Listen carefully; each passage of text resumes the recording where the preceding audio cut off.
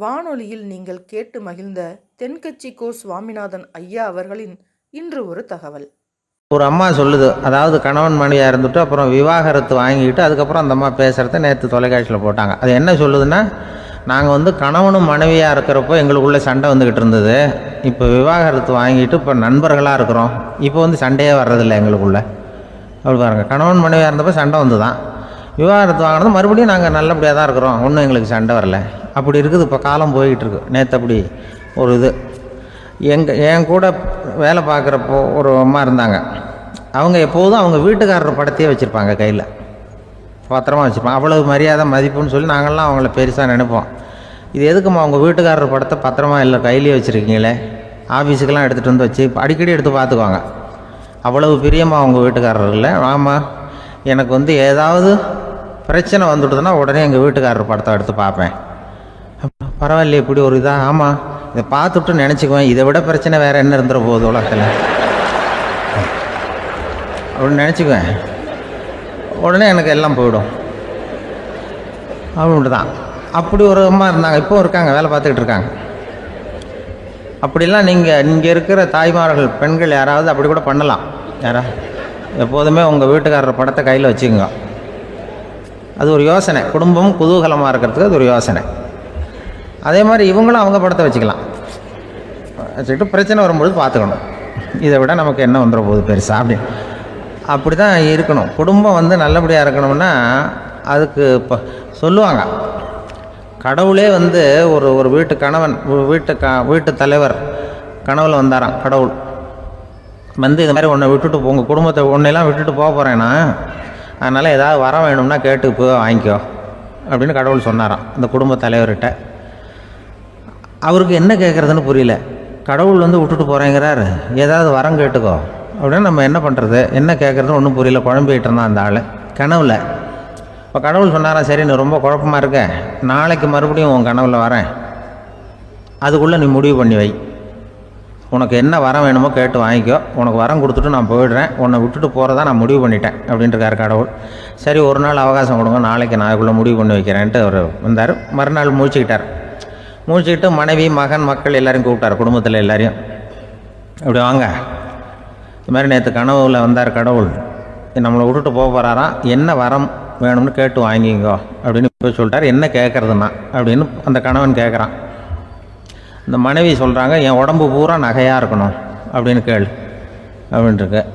அதுக்குள்ளே அந்த ஒரு பொண்ணு ஓடி அப்படிலாம் கேட்காதப்பா கடவுள்கிட்ட, இப்போ இருக்கிற சொத்து எவ்வளோ இருக்கோ அதுபோல் இன்னொரு பங்கு வேணும்னு கேளு அப்படின்னு. அந்த பையன் அவன் வேறு சொன்னான், அவன் அது நமக்கு இது போல் ஒரு 10 பங்காவது வேணும், 2 பங்களா கார் வேணும் அப்படின்னு அவன் ஒரு லிஸ்ட்டை கொடுத்தான்.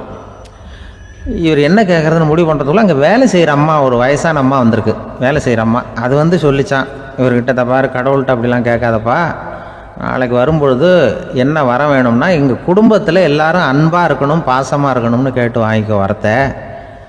அன்பு பாசம் குடும்பத்தில் எப்போதும் நிலவணும்னு கேட்டு வாங்கிக்கோ, வேற எல்லாம் நம்ம பார்த்துக்கலான்னு இந்த பெரியம்மா சொல்லிச்சான். மறுநாள் அதே மாதிரி படுத்து தூங்கினார். கடவுள் கனவுல வந்தார். கேட்கும்பொழுது இவர் சொன்னாராம், ஐயா எனக்கு எங்கள் குடும்பத்தில் நாங்கள் கணவன் மனைவி புள்ள குட்டி எல்லாம் பாசமாக இருக்கணும், அன்பாக இருக்கணும், இதுதான் எங்களுக்கு வர வேணும் அப்படின்னு கேட்டாராம். இவர் கேட்டதும் கடவுள் தலையை சொரிய ஆரம்பிச்சிட்டாராம். ஏன் என்ன யோசிக்கிறீங்கன்னு கேட்டிருக்காரு. நீங்கள் அன்பாக பிரியமாக இருந்தீங்கன்னா அப்புறம் ஏன் நான் உங்களை விட்டுட்டு போக போகிறேன், நான் ஏற்கனவே இல்லைங்கிறதுனால தான் உங்களை விட்டு போகலாம்னு முடிவு பண்ணியிருந்தேன். இப்போ நீங்கள் ஏற்கனவே பாசமாக இருந்தீங்கன்னா நான் இனிமேல் போக மாட்டேன், அதனால் ஏன் முடிவும் மாற்றிக்க வேண்டியதுதான், உங்கள் கூட தான் இருக்க போகிறேன்னாராம். இப்படி ஒரு கதை சொல்லுவாங்க. அதனால் ஒரு குடும்பத்தில் அந்தந்த உறவு முறைகள் சரியாக இருக்கிற வரைக்கும் எல்லாம் நல்லாயிருக்கும். அங்கே தான் இறைவன் வாழும் இல்லம்ங்கிறாங்களே, அதுதான் அதில் அந்த குடும்ப தலைவருங்கிறவர் கணவன் அப்படிங்கிறதுனால அவருக்கு தான் பொறுப்பு. அவருக்கு நிறைய சகிப்புத்தன்மை வேணும், கோபம் வரக்கூடாது, யார் என்ன சொன்னாலும் போகணும். சில கணவன்மார்கள் எது சொன்னாலும் மனைவி தட்டுறதில்லை. அங்கே போனால் போவாங்க, எதுக்கு போக சொல்கிறேன்னு கேட்குறதில்ல, போகிறது, இங்கே வான்னா வர்றது. திருவள்ளுவர் மனைவி இருந்தாருன்னு சொல்கிறாங்கல்ல, அது மாதிரி.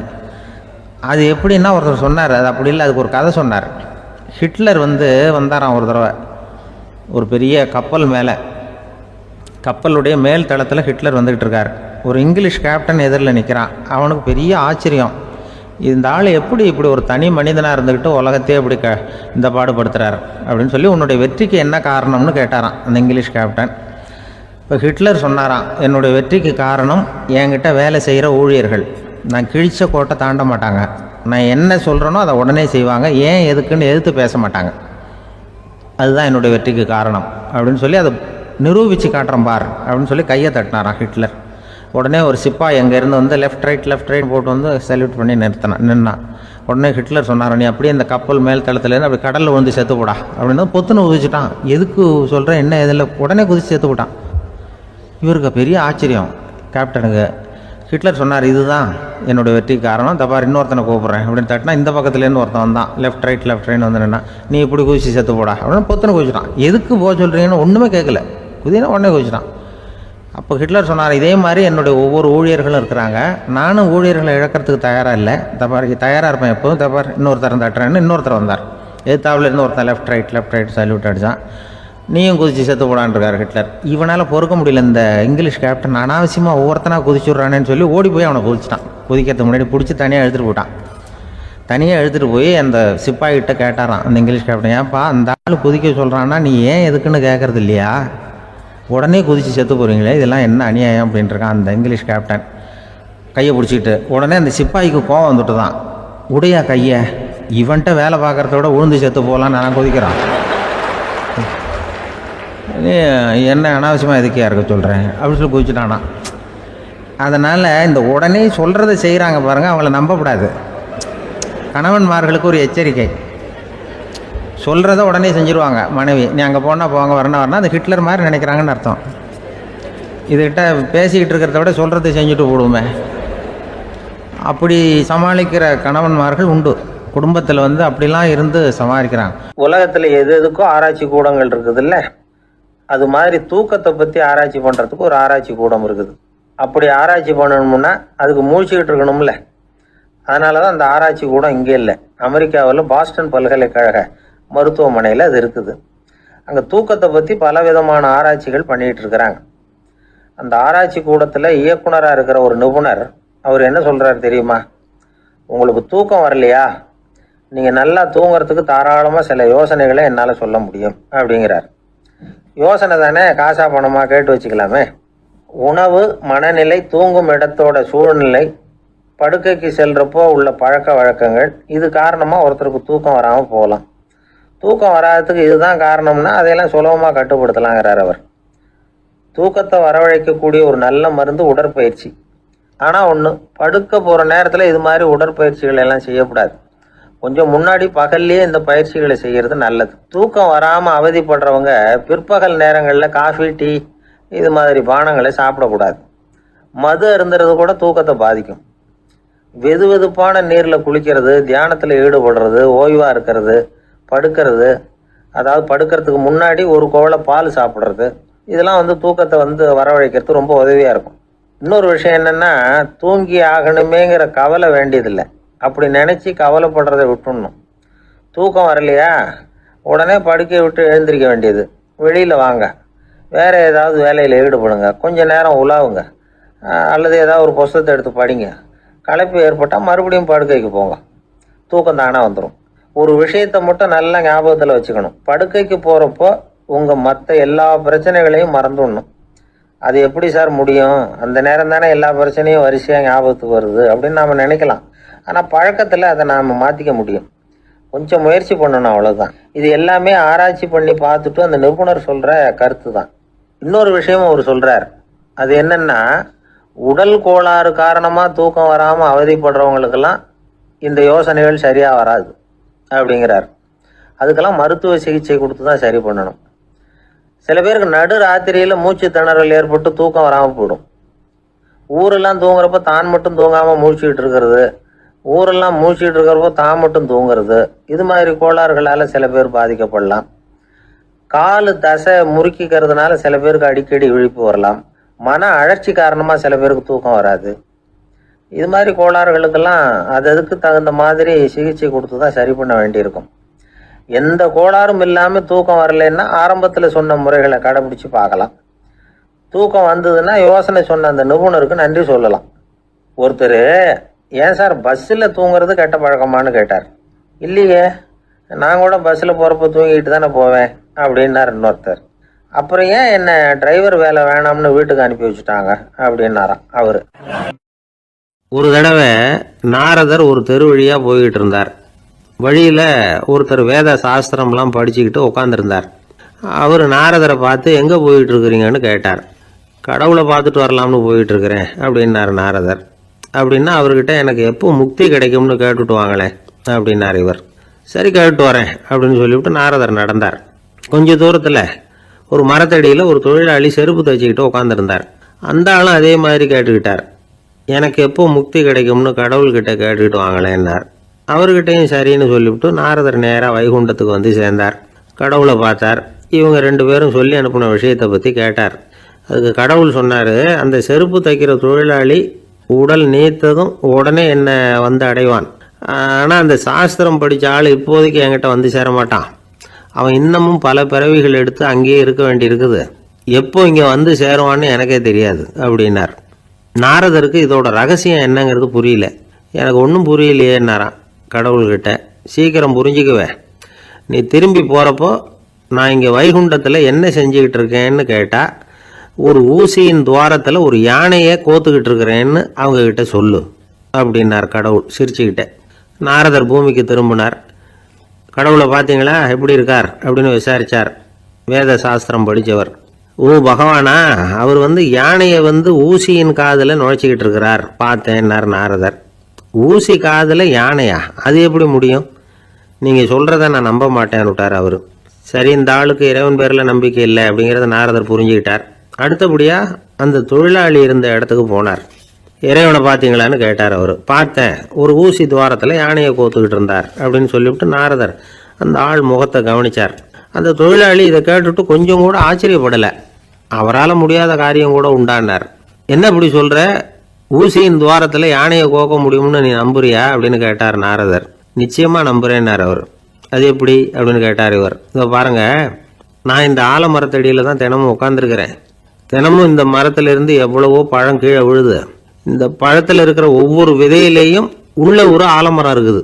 ஒரு சின்ன விதைக்குள்ள ஒரு பெரிய ஆலமரம் இருக்க முடியுங்கிறப்ப ஊசி துவாரத்தில் கடவுள் யானையை நுழைய வச்சாருங்கிறத ஒத்துக்கிறதுல என்ன கஷ்டம் இருக்குது அப்படின்னு ரொம்ப சர்வசாதாரணமாக பதில் சொன்னாராம் அந்த தொழிலாளி. நாரதர் யோசனை பண்ணார். இந்த தொழிலாளி வேத சாஸ்திரங்களையெல்லாம் படிக்கலைன்னா கூட அறிவுபூர்வமாக சிந்திச்சு இறைவனை நம்புகிறான். அதனால தான் கடவுள் இந்த ஆளுக்கு சீக்கிரம் முக்தி கிடைக்கும்னு சொன்னார் அப்படிங்கிறத புரிஞ்சுக்கிட்டாராம். இந்த கதையில் வர்ற கடவுள், நாரதர், வைகுண்டம் இதெல்லாம் ஒரு பக்கம் இருக்கட்டும், ஒரு சின்ன விதைக்குள்ள ஒரு பெரிய ஆலமரம் தூங்கிக்கிட்டு இருக்கு அப்படிங்கிற உண்மை, அந்தரத்தில் 1000 கிரகங்கள் சுற்றிக்கிட்டு இருக்குங்கிற உண்மை, இதெல்லாம் நாம் பார்த்துக்கிட்டு தானே இருக்கிறோம். இந்த உண்மைகள் அதிசயமாக நமக்கு தெரியறதுனால அதை நம்பாமல் இருந்துட முடியாது. இயற்கையை பரிபூர்ணமாக நம்புங்கள், அந்த நம்பிக்கையே நம்ம வாழ்க்கைக்கு ஆதாரம் அப்படிங்கிறத விளக்கறதுக்காக தான் இந்த கதை. இந்த காலத்தில் நம்ம பிள்ளைங்களுக்கெல்லாம் இது மாதிரி நம்பிக்கை அதிகமாகவே இருக்குது. ஒரு நாள் ஒரு சின்ன பையன்கிட்ட கேட்டேன், ஏன்பா கடவுள் ஒரு பானைக்குள்ளே ஒரு யானையை நுழைய வச்சுட்டாருன்னு சொன்னால் அதை நீ நம்புவியா அப்படின்னு கேட்டோம். நம்புவேன் சார், அது ஒன்றும் பெரிய அதிசயம் இல்லைன்னா. எப்படிறான்னு கேட்டோம். எப்படின்னா அந்த பானை அந்த யானையை விட பெருசாக இருந்திருக்கும், அவ்வளவுதான் அப்படின்னு சொல்கிறான். ரொம்ப நாளைக்கு முன்னாடி ஒரு நாள் கோவலன் நாடகம் நடந்தது. எங்கள் மதுரையில் நடந்தது. அதில் ஒரு முக்கியமான கட்டம், கண்ணகி கிட்ட சிலம்பை வாங்கிக்கிட்டு அதை விற்கிறதுக்காக மதுரை நகருக்கு புறப்படுறான் கோவலன். அந்த சமயத்தில் கண்ணகி பாடுற மாதிரி ஒரு நாடக பாடல், நாடக ஆசிரியர் எழுதினது. அது என்ன பாட்டுன்னா, மா பாவியோர் கூடி வாழும் மதுரைக்கு மன்னா போகாதீர் என்று அப்படின்னு ஆரம்பிக்கும் அந்த பாட்டு. இதுதான் அந்த பாட்டு. இதை கண்ணகி மேடையில் பாடின உடனே கூட்டத்தில் சலசலப்பு. நம்ம ஊர்லேயே நமக்கு முன்னாடியே நின்றுக்கிட்டு மா பாவியோர் கூடி வாழும் மதுரை அப்படின்னு சொல்கிறாங்களே, என்ன தைரியம் அப்படின்னு எல்லாம் குழப்பம் பண்ண ஆரம்பிச்சிட்டாங்க. மக்கள் சத்தம் போட ஆரம்பிச்சிட்டாங்க. எதிர்ப்பு குரல் அது பாட்டுக்கு வர வர அதிகமாக போட்டுது. கொண்டுக்கிட்டு வா அந்த நாடக ஆசிரியரை, எழுதுனது யார் அப்படின்னு ஒரே சத்தம், கூச்சல். வேறு வழி இல்லை. மெதுவாக மேடைக்கு வந்தார் அந்த நாடக ஆசிரியர். 4 பக்கத்திலிருந்தும் கேள்வி கணைகள். மக்களை பார்த்து கொஞ்சம் அமைதியாக இருங்கோ அப்படின்னு சொல்லிவிட்டு தன்னுடைய விளக்கத்தை சொல்ல ஆரம்பித்தார் அந்த நாடக ஆசிரியர். மா அப்படின்னு சொன்னால் திருமகளாகிய லட்சுமி அப்படின்னு அர்த்தம். பா அப்படின்னா கலைமகளாகிய சரஸ்வதி. வி அப்படின்னா மலைமகளாகிய பார்வதி. மாபாவியோர் அப்படின்னா திருமகளும் கலைமகளும் மலைமகளும், இவங்க மூவரும் அப்படின்னு அர்த்தம். இந்த 3 பேரும் வாழ்கின்ற மதுரை புனிதம் நிறைந்தது, சகல செல்வங்களும் நிறைஞ்சது. அப்படிப்பட்ட ஊரில் நான் அணிந்து கொள்ளும் இந்த சாதாரண சிலம்பை யார் வாங்கிக்குவாங்க அப்படிங்கிற எண்ணத்தோடு தான் கண்ணகி அப்படி சொல்கிறா. அதை நினச்சி தான் நான் எழுதினேன். ஆகவே மதுரையை ரொம்ப சிரமப்படுத்தணும், ரொம்ப மோசமாக எழுதணும் அப்படிங்கிற எண்ணம்லாம் எனக்கு கிடையாது. பெருமைப்படுத்தணும்னு நினச்சி தான் அப்படி எழுதினேன் அப்படின்னு விளக்கம் கொடுத்தாராம். இந்த விளக்கத்தை கேட்டதும் எல்லாரும் ரொம்ப சமாதானம் ஆயிட்டாங்களாம். இப்படி விளக்கம் கொடுத்த அந்த நாடக ஆசிரியர் யார் தெரியுமா? அவர் தான் தமிழ் நாடக உலகின் முதல் ஆசான் சங்கரதாஸ் சுவாமிகள். அவருக்கு நகைச்சுவை உணர்வும் அதிகம். 1920ஆம் ஆண்டு திருநெல்வேலியில் அவர் தங்கியிருக்கிறார் நாடகம் நடத்துறதுக்காக. அவர் தங்கியிருந்த வீட்டில் கொசு மூட்டைப்பூச்சி அதிகமாக இருந்திருக்கு. அவரால் தூங்கவே முடியல. அவர் அனுபவித்த தொல்லைகள் ஒரு பாட்டாக உருவாச்சு. வேடிக்கையாக ஒரு பாட்டு எழுதினாராம். மூட்டையும் கொசுவும் ஒரு வீட்டிலே மீட்டிங் போட்டால் முன்னே நிற்க யாரால் முடியும்? கொசு மோகன ராகம் போல சத்தம் போட்டு முன்னே நின்று செய்திடும் யுத்தம். இதை மறுநாள் நாடகத்தில் கோமாளி வேஷம் போட்ட ஒரு சிறுவனை விட்டு பாட வச்சிருக்காரு. எல்லாரும் சிரித்து ரசித்தாங்களாம். சங்கரதாஸ் சுவாமிகள் கல்யாணமே பண்ணிக்கல, துறவி மாதிரியே வாழ்ந்திருக்கார். தமிழ் நாடக கலைக்கு தன்னையே அர்ப்பணம் பண்ணிட்டவர் அவர். 1922 நவம்பர் மாதத்தில் ஒரு நாள் புதுச்சேரியில் அவர் வாழ்க்கை முடிஞ்சுது. அப்போ அவருக்கு வயசு 55. சங்கரதாஸ் சுவாமிகள் நாடக ஆசிரியர் மட்டும் இல்லை, மேடை நாடக இயக்குனர், தயாரிப்பாளர், அவரே ஒரு சிறந்த நடிகர். ஒரு தடவை சாவித்திரி நாடகத்தில் இவர் யமதர்மனா வேஷம் போட்டு நடிச்சிருக்கிறார். நாடகம் பார்த்துக்கிட்டு இருந்த கருவுற்ற ஒரு பெண்மணிக்கு பயத்தினால அங்கேயே குழந்தை பிறந்துட்டு தான். அந்த நிகழ்ச்சிக்கு அப்புறம் இவர் இந்த வேஷம் போடுறப்போலாம் ஜனங்களுக்கு முன்கூட்டியே எச்சரிக்கை கொடுக்க ஆரம்பிச்சிருவாராம். அதாவது அப்படி யாராவது பயப்படுறவங்க இருந்தால் கொஞ்சம் கண்ணை மூடிங்க அல்லது எழுந்திரிச்சு போடுங்கன்னு. நடிப்புன்னா அப்படிலாம் இருக்கணும். இந்த காலத்தில் நடிகர் ஒருத்தர் சொன்னார், சார் நான் இந்த நாடகத்தில் நடிக்கிறப்போ முகத்தில் நவரசங்களையும் காட்டி நடித்தேன், உணர்ச்சிகளை எல்லாம் நல்லா காட்டி நடித்தேன். அப்படி இருந்தும் ஜனங்கள் கல் எடுத்து மேடையில் வீசிவிட்டாங்க சார் அப்படின்னார். நாடகத்தில் உங்களுக்கு என்ன வேஷம் அப்படின்னு கேட்டாங்க. அது செத்து கிடக்கிற பணமாக நடித்தேன் சார் அப்படின்னார். ஒரு ஊரில் ஒரு சித்தர் இருந்தார், சூஃபி சித்தர். அவர் ஞானம் பெற்ற ஒரு சித்தர். ஒரு நாள் அந்த நாட்டு மன்னன் அவரை பார்க்கறதுக்காக வந்தான். என்ன வேணும் உனக்குன்னு கேட்டார். நான் கடவுளை பார்க்கணும், அதுக்கு நீங்கள் தான் உதவி பண்ணணும் அப்படின்னா அவன். சித்தர் கொஞ்சம் யோசனை பண்ணார். சரி போயிட்டு நாளைக்கு வாடினார். அதே மாதிரி மன்னன் போயிட்டு அடுத்த நாள் வந்தான். இங்கே நீ என்னோட ஒரு வாரம் தங்கியிருக்க வேண்டியிருக்கும்னார். சரின்னா ஒரு பிச்சை பாத்திரத்தை தூக்கி கையில் கொடுத்தார். அவனுக்கு ஒன்றும் புரியல, இருந்தாலும் வாங்கிட்டான். வாங்கிட்டு இதை என்ன செய்யணும் அப்படின்னு கேட்டான். இதை ஒன்றும் செய்ய வேணாம், இதை எடுத்துக்கிட்டு பக்கத்தில் உள்ள கிராமங்களுக்கு போ, வீடு வீடாக பிச்சை எடுத்துக்கிட்டு வா. அப்படி வந்த பிறகு தான் உனக்கு சாப்பாடும் ஓய்வும் கிடைக்கும். ஒரு வாரம் அப்படி செய், அதுக்கப்புறம் 8வது நாள் நாம் கடவுளை பற்றி யோசிக்கலாம் அப்படின்னார். இப்படி இவர் சொன்னதை கேட்டதும் அந்த அரசனுக்கு அதிர்ச்சி ஆயிட்டுது. ஒரு மாதிரி ஆயிட்டான். தன்னுடைய சொந்த நாட்டில் சொந்த குடிமக்கள்கிட்ட போய் பிச்சை எடுக்கிறதா அப்படின்னு யோசனை பண்ணி பார்த்தான். அதுக்கப்புறம் மெதுவாக அவன் அந்த சித்தரை பார்த்தான். ஐயா, சொந்த நாட்டிலேயே பிச்சை எடுக்கிறதுன்னா எனக்கு ஒரு மாதிரியாக இருக்குது, வெக்கமாக இருக்குது. நான் வேணும்னா வெளி தேசத்தில் எங்கேயாவது போய் பிச்சை எடுக்கவா அப்படின்னு கேட்டான். இதுக்கு அந்த சித்தர் ஒரு சம்மதிக்கலை. இதை பாரு, உன்னால் பிச்சை எடுக்க முடியலன்னா பேசாமல் திரும்பி அரண்மனைக்கே போயிடு. அதுக்கப்புறம் கடவுளை பற்றியெல்லாம் பேசுறதுக்கு என்னை தேடிட்டு வரக்கூடாது அப்படின்னு விட்டார். மன்னன் தயங்கினான். இருந்தாலும் மனசை சரி பண்ணிட்டு சம்மதிச்சான். சரிங்க, ஒரு வாரம் இங்கே தங்குறேன், நீங்கள் சொல்கிறது மாதிரி பக்கத்து கிராமங்களுக்கு போகிறேன், வீடு வீடாக பிச்சை எடுக்கிறேன், வர்றேன் அப்படின்னா. ஒரு வாரம் தெரு தெருவாக பிச்சை பாத்திரத்தோடு அலைஞ்சான். சொந்த ஊரில் சொந்த குடிமக்கள்கிட்ட பிச்சை எடுத்தான். 7 நாள் முடிஞ்சுது. 8வது நாள் அந்த சித்தர் மன்னனை கூப்பிட்டார். இப்படி வாழ்னார். வந்தான். இனிமே நீ கடவுளை பற்றி என்கிட்ட கேட்கலாம்னார். இனிமே கேட்கறதுக்கு ஒன்றுமே இல்லை சுவாமின்னா இவன். ஒரு வார காலம் பிச்சை எடுத்த பிறகு தான் கடவுளை காண முடியும் அப்படின்னு நான் கனவு கூட காணவில்லைன்னா. அப்படின்னா நீ பிச்சை எடுத்த காலத்தில் அப்படி என்னதான் நடந்தது அப்படின்னு கேட்டார் அவர்.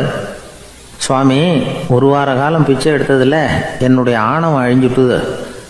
அது இப்போ இருக்கிற இடமே தெரியல. இப்போ அதை காணவே காணோம். பிச்சைக்காரனாக இருந்தப்போ பெற்றதை மன்னனாக இருக்கும்போது பெற முடியாதுங்கிறத புரிஞ்சுக்கிட்டேன் அப்படின்னா மன்னன்.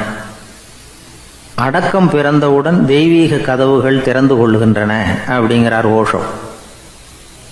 நம்மால் ஒருத்தன் ஆணவம் அழியணுங்கிறதுக்காக ஒரு திருவோட்டை எடுத்துக்கிட்டு தெரு தெருவாக பிச்சை எடுக்க ஆரம்பித்தான். என்ன தெய்வீக கதவுகள் திறந்துதா அப்படின்னு கேட்டார் ஒருத்தர். தெய்வீக கதவு திறக்கிறதுக்கு முன்னாடியே எங்கள் வீட்டு கதவு சாத்திக்கிட்டுதுன்னா. என்னடா சொல்கிறேன்னார். இனிமேல் வீட்டுக்குள்ளேயே வர வேணாம், இதையே தொழிலாக வச்சுக்கோ அப்படின்னு எங்கள் வீட்டில் சொல்லிவிட்டாங்க சார் அப்படின்னா. ஒரு ஊரில் ஒருத்தர் இருந்தான். ஏதோ ஒரு சின்ன அலுவலகத்தில் வேலை பார்த்துக்கிட்டு இருந்தான். ரொம்ப ஏழை. வர்ற கொஞ்சம் வருமானத்தை வச்சு வாழ்க்கையை ஓட்டிகிட்டு இருந்தான். ஒரு நாள் தெரு வழியாக அவன் நடந்து வந்துக்கிட்டு இருக்கிறான். தெருவில் ஒரு காசு கிடந்தது. அதை பார்த்துட்டான். அது குனிஞ்சு எடுத்தான். அது ஒரு பழங்கால காசு. அந்த காசு நடுவில் ஒரு துளை இருந்தது. அதாவது துளையிட்ட நாணயம். பழங்காலத்தில் புழக்கத்தில் இருந்த ஒரு நாணயம் அது. துளையிட்ட நாணயம் கிடைச்சதுன்னா ரொம்ப நல்லது, அது அதிர்ஷ்டம் அப்படின்னு ஒரு நம்பிக்கை உண்டு. இவன் கையில் அது கிடைச்சதும் ரொம்ப சந்தோஷப்பட்டான். இனிமேல் என்னுடைய கஷ்டம்லாம் தீரப்போகுது, அதிர்ஷ்டம் என்னை தேடி வரும், நான் பணக்காரன் ஆகிடுவேன் அப்படின்னு சொல்லிட்டு அந்த காசை தன்னுடைய கோட்டு பையில் பத்திரமா போட்டு வச்சுக்கிட்டான். அடிக்கடி அதை தொட்டு பார்த்துக்கிறது உண்டு, வெளியில் எடுக்க மாட்டான். இப்படியே கொஞ்ச காலம் ஆச்சு. அதுக்கப்புறம் என்னாச்சு தெரியுமா? நிஜமாகவே அதிர்ஷ்டம் அவனை தேடி வர ஆரம்பிச்சுட்டுது. செல்வம் வந்து குவிஞ்சுது. பணம், பதவி, புகழ் எல்லாம் வந்து சேர்ந்தது. சமூகத்தில் அவன் ஒரு பெரிய மனுஷன் ஆயிட்டான். எல்லாரும் அவனை பாராட்டினாங்க. அவன் எதை தொட்டாலும் வெற்றி, எல்லாம் அந்த காசோட மகிமை அப்படின்னு அவன் மனசுக்குள்ளே நினச்சிக்கிட்டான். தினமும் காலையில் அந்த கோட்டை போட்டுக்கிட்டு தான் வெளியில் கிளம்புவான். புறப்படுறதுக்கு முன்னாடி கோட்டு பாக்கெட்டை தொட்டு பார்த்துக்குவான், உள்ளே காசு இருக்கா அப்படிங்கிறத உறுதிப்படுத்திக்குவான். அதுக்கப்புறம் தான் வெளியில் கிளம்புவான். இப்படியே பல வருஷம் ஓடி போச்சு. ஒரு நாள் அவனுக்கு அந்த ஆசை வந்துட்டுது. அதாவது அந்த துளையிட்ட நாணயத்தை எடுத்து கண்ணால் பார்க்கணும் அப்படின்னு. காலையில் சாப்பிட்டுக்கிட்டு இருந்தான். அப்போ தன்னுடைய மனைவிகிட்ட சொன்னான், ரொம்ப நாளைக்கு அப்புறம் என்னுடைய அந்த நாணயத்தை இன்றைக்கி வெளியில் எடுத்து பார்க்க போகிறேன்னா. என்னத்துக்கு அது, இப்போ அதை பார்க்க வேணாமே அப்படின்னு மெதுவாக இழுத்தாங்க அந்த அம்மா. இல்லை நான் பார்த்தே தீரணும் அப்படின்னு அவன் தன்னுடைய சட்டை பைக்குள்ளே கையை விட்டான். உள்ளே இருந்த நாணயத்தை வெளியில் எடுத்தான். பார்த்தா அவனுக்கு ஆச்சரியமாக போச்சு. அந்த நாணயத்தில் தொலையே இல்லை. என்ன ஆச்சு அப்படின்னு சொல்லி அவன் ரொம்ப குழம்பி போயிட்டான். இப்போ அந்த அம்மா சொன்னாங்க, நான் தான் ஒரு நாள் உங்கள் கோட்டு ரொம்பவும் தூசியாக இருக்கேன்னு சொல்லி அதை ஜன்னலுக்கு வெளியில் உதறினேன். உள்ளே இருந்த அந்த காசு அப்போ எனக்கு தெரியாது, ஞாபகத்தில் இல்லை. அது தெருவில் விழுந்துட்டது போல இருக்கு. அதுக்கப்புறம் எவ்வளவோ தேடி பார்த்தேன், கிடைக்கல. அதுக்குள்ளே அதை யாரோ எடுத்துகிட்டு போயிட்டாங்க போல இருக்கு. அது இல்லைங்கிறது உங்களுக்கு தெரிஞ்சால் வருத்தமாக இருக்குமேங்கிறதுக்காக நான் தான் வேற ஒரு நாணயத்தை எடுத்து சட்டை பைக்குள்ளே வச்சுட்டேன் அப்படின்னு விவரத்தை சொன்னாங்க அந்த அம்மா. இது எப்போ நடந்ததுன்னு கேட்டான். உங்களுக்கு அந்த காசு கிடைச்சதே அன்னைக்கு மறுநாளே இது நடந்து போச்சு அப்படின்னாங்களாம். இதை கொஞ்சம் யோசனை பண்ணி பாருங்க. அவனுக்கு அதிர்ஷ்டத்தை கொடுத்தது அந்த நாணயம் இல்லை, அவனுடைய நம்பிக்கை, அதாவது தன்னம்பிக்கை. அதுதான் வேலை செஞ்சிருக்கு. இதிலிருந்து நாம் தெரிஞ்சுக்க வேண்டியது என்னன்னா, வாழ்க்கையில் முன்னேற நினைக்கிறவங்களுக்கு தன்னம்பிக்கை ரொம்ப முக்கியம். அது இல்லைன்னா முன்னேற முடியாது. ஒருத்தன் சொன்னானா, நான் எப்போவுமே என்ன தான் சார் நம்புவேன், மற்றவங்கள நம்ப மாட்டேன்.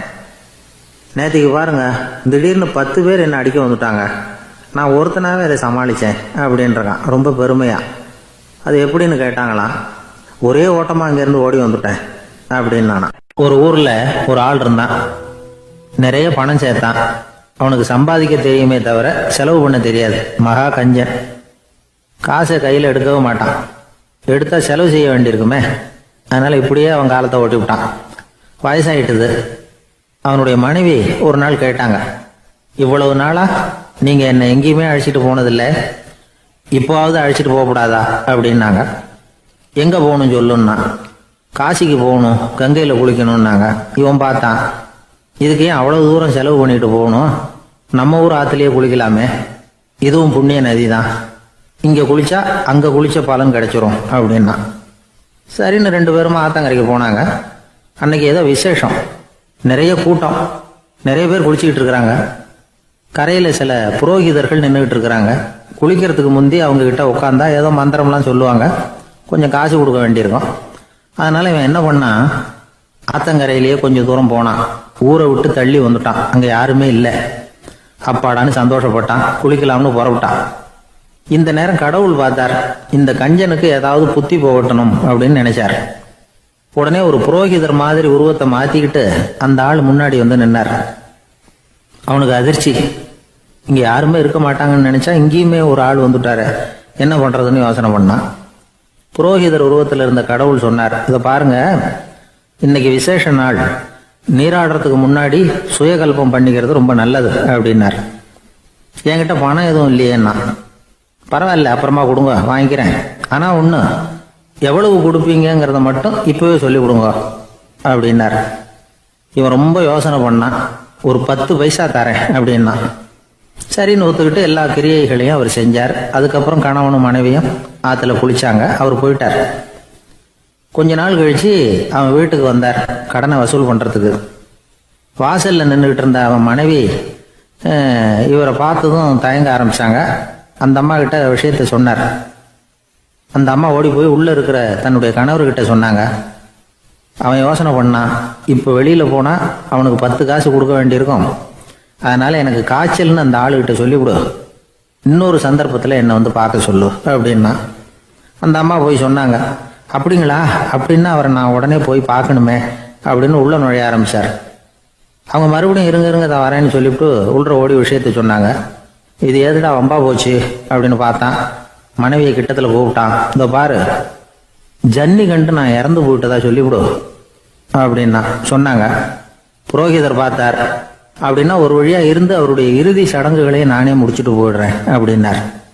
உள்ள இருந்தவன் யோசனை பண்ணான், அந்த ஆள் என்ன விடமாட்டான் போல இருக்கு, அதனால ஒரு சவப்பெட்டியில் என்னை வச்சு தூக்கிக்கிட்டு மயானத்துக்கு போங்க பார்த்துக்கலாம் அப்படின்னா.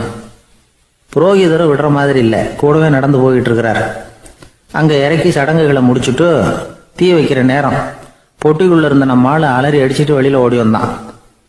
புரோகிதர் உருவத்தில் இருந்த கடவுள் சிரிச்சார், தன்னுடைய சுய உருவத்தை காட்டினார். அதுக்கப்புறம் அவனை கூப்பிட்டு, இதை பாருப்பா, ஏன் இப்படி அல்லாடுற, ஏதாவது வர வேணும்னா கேள் தரேன் அப்படின்னார். அவன் யோசனை பண்ணான். பகவானே, ஒரே ஒரு வரம் தான் உங்ககிட்ட கேட்கணும்னா. என்ன வேணும் கேளுன்னார். அந்த 10 பைசா தட்சணையை தள்ளுபடி பண்ணா போதும் அப்படின்னா. கடவுளும் சரின்னு சொல்லிட்டு போயிட்டார். இப்படி ஒரு கதையை சுவாமி சிவானந்தர் சொல்லியிருக்கிறார். செல்வந்தர்கள் பல பேர் இப்படித்தான் இருக்கிறாங்க. தாங்களும் அனுபவிக்க மாட்டாங்க, அடுத்தவங்களுக்கும் கொடுக்க மாட்டாங்க. இது மாதிரியான கஞ்சர்களுக்கு இந்த உலகம் இல்லை அந்த உலகம் இல்லைங்கிறார் அவர். இந்த கதையில கடவுள் கடன் வசூலுக்கு வந்தது மாதிரி நம்ம ஊர் ஆள் ஒருத்தன் இன்னொருத்தர்கிட்ட 10 பைசா கடன் கொடுத்துட்டான். திருப்பி வாங்கறதுக்கு நடையா நடக்கிறான். கடைசியா கேட்டான், நீ எப்பதான் கடனை திருப்பி தர போற, அதை முடிவா சொல்லுன்னா. வர்ற வியாழக்கிழமை கண்டிப்பா கொடுத்துருவேன் அப்படின்னானா அவன். அன்னைக்கு நான் ஊர்ல இருக்க மாட்டேனே அப்படின்னானா இவன். அதனால என்ன, நானும் தான் அன்னைக்கு ஊர்ல இருக்க மாட்டேன் அப்படின்னானா. நம்மள மாதிரி ஒரு ஆசாமி அவன் நம்மள மாதிரியே கற்பனை பண்ணான். அதாவது நாம தான் இந்த உலகத்துல ரொம்பவும் கஷ்டப்படுறோம், மற்றவங்க எல்லாம் சந்தோஷமா இருக்கிறாங்க அப்படின்னு அவன் நினைச்சுக்கிட்டான். அவன் ஒரு நாள் கடவுளை வேண்டிக்கிட்டானா, சுவாமி, இந்த உலகத்துல எவ்வளவோ பேர் இருக்கிறாங்க, ஒவ்வொருத்தருக்கும் ஒவ்வொரு விதமான கஷ்டம் இருக்கலாம், ஒத்துக்கிறேன். இருந்தாலும் எனக்கு அது கொஞ்சம் அதிகமா இருக்கிறது மாதிரி தெரியுது. அதனால நீங்க எனக்காக ஒரு சின்ன உதவி செஞ்சா போதும். அது வேற ஒண்ணும் இல்லை, என்கிட்ட இருக்கிற துயரங்களை இன்னொருத்தர் யாருக்கிட்டையாவது கொடுத்துருங்க, அவர்கிட்ட இருக்கிற துயரங்களை என்கிட்ட மாத்தி கொடுத்துருங்க. ஒரு மியூச்சுவல் டிரான்ஸ்ஃபர், அவ்வளவுதான். அப்படி பண்ணிவிட்டா போதும் அப்படின்னு வேண்டிக்கிட்டானான். அன்னைக்கு ராத்திரியே அவன் ஒரு கனவு கண்டிருக்கான். வானத்திலிருந்து ஒரு குரல் கேட்டிருக்கு. அது என்ன சொல்லிச்சு தெரியுமா? ஏ ஜனங்களே, எல்லாரும் அவங்க கஷ்டங்களை ஒரு பையில போட்டு எடுத்துக்குங்க. அப்படி எடுத்துக்கிட்டு நேரா இந்த ஊர் எல்லையில இருக்கிற கோயிலுக்கு வந்து சேருங்க அப்படின்னு அந்த குரல். ஆஹா, கடவுள் நம்ம பிரார்த்தனைக்கு செவி சாய்ச்சுட்டார் அப்படின்னு சந்தோஷப்பட்டான் இவன். உடனே என்ன பண்ணான், தன்கிட்ட இருந்த கஷ்டத்தையெல்லாம் ஒரு சாக்கு பையில போட்டு எடுத்துக்கிட்டான். வீட்டை விட்டு வெளியில வந்தான். தெருவில் இறங்கி நடக்கிறான். அங்க பார்த்தா ஏகப்பட்ட பேர் ஆளுக்கு ஒரு பைய தூக்கிக்கிட்டு கோயிலுக்கு போயிட்டு இருக்கிறாங்க. சில பேர் மூட்டையா கட்டி தலையில சுமந்துக்கிட்டு போயிட்டு இருக்கிறாங்க. இவன் பார்த்தான். இவனுக்கு ரொம்ப ஆச்சரியமா இருந்தது. ஏன்னா எல்லாரும் வச்சிருக்கிற பைய இவன் பைய விட பெருசா இருந்தது. இவன் பை தான் இருக்கிறதுலயே கொஞ்சம் சின்னதா தெரிஞ்சது. இப்ப அவன் மறுபடியும் சாமியை வேண்டிக்கிட்டான், கடவுளே இப்ப உள்ள சூழ்நிலையை கவனிச்சா என்கிட்ட இருக்கிற பைய பரவாயில்லன்னு தோணுது, அதனால வேற பை எதையும் மாத்த வேணாம், இதுவே பரவாயில்ல, இந்த பையோட திரும்பி வீட்டுக்கு போனா போதும்னு நினைக்கிறேன் அப்படின்னு ஏதோ நினைக்க ஆரம்பிச்சுட்டான் அவன். எல்லாரும் கோயிலுக்கு போய் சேர்ந்தாங்க. கோயில்ல அந்த குரல் மறுபடியும் கேட்டுது, எல்லாரும் அவங்கவுங்க பைகளை சோகத்துல தொங்க விடுங்க, திடீர்னு விளக்குகள் அணையும், மணி அடிக்கப்படும், அதுதான் அடையாளம். அந்த சமயத்துல இருட்டுல உங்களுக்கு வேண்டிய பைய நீங்க மாத்தி எடுத்துக்கலாம், தேர்ந்தெடுத்துக்கலாம். வெளிச்சம் இருக்கிறப்பவே உங்களுக்கு பிடிச்ச பைக்கு பக்கமா பார்த்து நீங்க நின்னுக்கலாம் அப்படின்னு சொல்லி விவரம் சொல்லிச்சான் அந்த குரல். அப்படி சொன்னதுக்கு அப்புறம் திடீர்னு விளக்கு அணைஞ்சுது, மணி அடிச்சுது. கொஞ்ச நேரம் கழிச்சு மறுபடியும் விளக்குகள்லாம் எரிஞ்சுது. இப்போ பார்த்தா எல்லாரும் அவங்கவுங்க பையையே கெட்டியா பிடிச்சிட்டு நிக்கிறாங்க. இவனும் அப்படியே நிக்கிறான். இவன் மெதுவா பக்கத்துல நிக்கிறவங்க கிட்ட கேட்டானா, ஏன் நீங்க பைய கையிலேயே வச்சிருக்கிறீங்க, செவுத்துல மாட்டலையா அப்படின்னு கேட்டிருக்கான். இல்லப்பா, நீ ஏன் கையிலேயே வச்சிருக்கிறியோ அதே காரணத்துக்காக தான் நாங்களும் வச்சிருக்கிறோம். நம்ம கவலைகளை பத்தி நமக்கு ஓரளவுக்காவது தெரியும், ஆனா மற்றவங்க கவலைகள் நமக்கு பரிச்சயம் இல்லாதவை, பழக்கம் இல்லாதது. அதனால நமக்கு தெரிஞ்ச கவலைகளை சமாளிக்கிறது சுலபம். தெரியாததை சமாளிக்கணும்னா மறுபடியும் ஆரம்பத்துல இருந்து ஆரம்பிக்கணும். அதனால பழைய நண்பர்களோட வாழறது தான் மேல் அப்படின்னு ஆனான். அதுக்கப்புறம் அவன் தன்னோட பைய போதும்னு வீட்டுக்கு திரும்பி வந்துட்டானான். இது ஒரு பெரியவர் சொல்லி இருக்கிற கதை. அதனால நம்ம கிட்ட இருக்கிற கஷ்டங்கள் தான் பெருசு, அதை இன்னொருத்தங்கிட்ட கொடுத்துட்டு மாத்திக்கலாம் அப்படின்னு நினைக்கிறது தப்பு. இதே மாதிரி இன்னொரு சம்பவம். ஒரு ஊர்ல ஒரு நாள் ராத்திரி ஆகாயத்தில இருந்து கடவுள் குரல் கேக்குது. இந்த ஊர்ல இருக்கிற ஜனங்கள்லாம் கொஞ்சம் கவனிங்க, உங்களுக்கு ஒரு செய்தி. அதாவது இங்க இருக்கிற ஜனங்கள்லயே கொஞ்சம் கூட கவலையே இல்லாத ஆள் யாருன்னு எனக்கு தெரியணும். அதனால எல்லாரும் அவங்க கவலைகளை ஒரு பையில போட்டு எடுத்துக்கிட்டு கோயிலுக்கு வாங்க அப்படின்னாரு கடவுள். உடனே வரிசையா எல்லாரும் வர ஆரம்பிச்சாங்க. எல்லார் கையிலயும் பை இருந்தது, சின்னதும் பெருசுமா. கவலையே இல்லாத ஆள் யாருன்னு தேடினார் கடவுள். ஒரே ஒரு ஆள் மட்டும் கையில எதுவும் இல்லாம வெறும் கையை வீசிக்கிட்டு ரொம்ப ஜாலியா நடந்து வந்துகிட்டு இருந்தான். கடவுள் அவங்க கிட்ட போனார். ஏப்பா உனக்கு கவலையே இல்லையா அப்படின்னு கேட்டார். எனக்கும் சில கவலைகள்லாம் உண்டு அப்படின்னு அவன். எங்க அதெல்லாம்னு கேட்டிருக்காரு கடவுள்.